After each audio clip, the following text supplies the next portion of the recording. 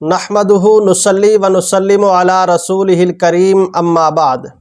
حضرت ابو ایوب انصاری رضی اللہ تعالی عنہ کہتے ہیں کہ ایک آدمی نبی پاک صلی اللہ علیہ وسلم کی خدمت میں حاضر ہوا اور کہنے لگا کہ عذنی، کہ یا رسول اللہ صلی اللہ علیہ وسلم مجھے نصیحت فرمائیے، وأوجز، مگر وہ نصیحت مختصر ہو تاکہ اسے یاد رکھنا آسان ہو۔ نبی پاک صلی اللہ علیہ وسلم نے ارشاد فرمایا کہ ایک بات تو یہ یاد رکھو کہ اذا قمت فی صلاتک فصلی صلاۃ مودع،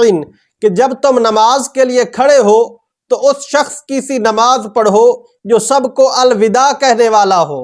اور سب سے رخصت ہونے والا ہو، یعنی دنیا سے جانے والے آدمی کی نماز جیسی ہونی چاہیے، تم ہر نماز ویسی پڑھنے کی کوشش کرو۔ اور دوسری بات یہ یاد رکھو کہ وَلَا تُكَلِّمْ بِكَلَامٍ تَعْذُرُ مِنْهُ غَدًا، کہ ایسی کوئی بات زبان سے نہ نکالو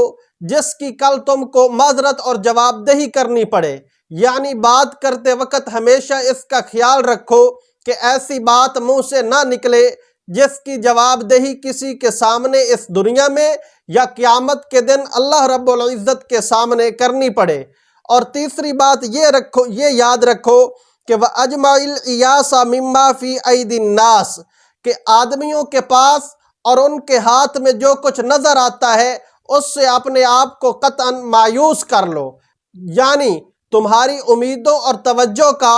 محور اور مرکز صرف رب العالمین ہو اور مخلوق کی طرف سے اپنی امیدوں کو بالکل منقطع کر لو۔ اللہ رب العالمین ہم سب کو دین کی صحیح فہم اور سمجھ نصیب فرمائے۔